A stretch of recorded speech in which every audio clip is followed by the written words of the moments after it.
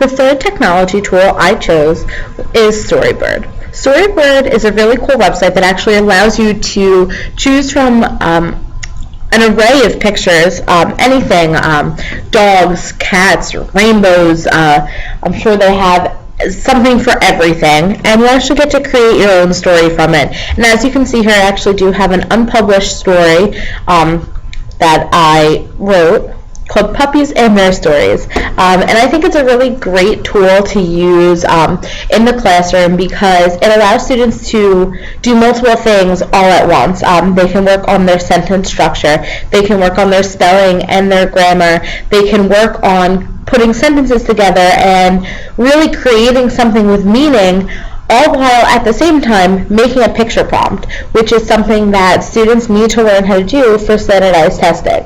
Storybird is a great website to use in the classroom for those reasons, and that's why I selected it.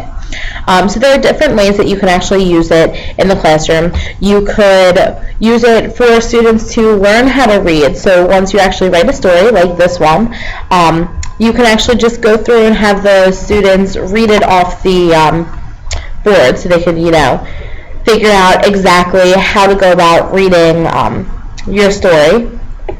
So let's see, you can see Puppies and Their Stories, and I chose a picture of a flying dog, who we will see later in the story. And if this is up on the board, students can clearly see the picture, and they can read off that Spot really liked to eat his shoes, but his owner got mad when he did, and you can see that emotion in the dog's face.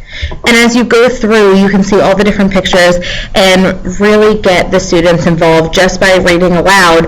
And you can even make a book that is completely different on each page, but it allows the students to read at their own pace, and you can put them into certain groups and have them make group stories, and it's a really great tool for all the students to use. You can also have the students make their own stories. And all you have to do is go up to the top where it says you write and read, and you can click on write. And this is probably the way that I would use it in the classroom.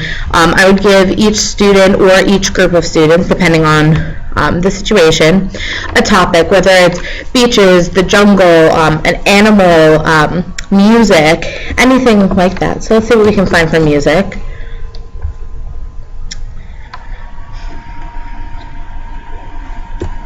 So after looking up spaceships, you can see that they come up with a lot of different pictures, and all you have to do is click Use This Art, and it would be for a picture book or a long form book or even a poem, depending on what lesson you're trying to teach. And then your students can go crazy with it. All they have to do is click and drag, and they can make a picture book if that's something that you're looking for, or they can make a short story, they can do a poem, they can do anything that you want them to do, and it'll all be right online, so you can just go on and check, and they can present it to the class as an actual book. All you have to do is publish it. You always have to make your cover first, so you can just name it Space, save it, and click Publish.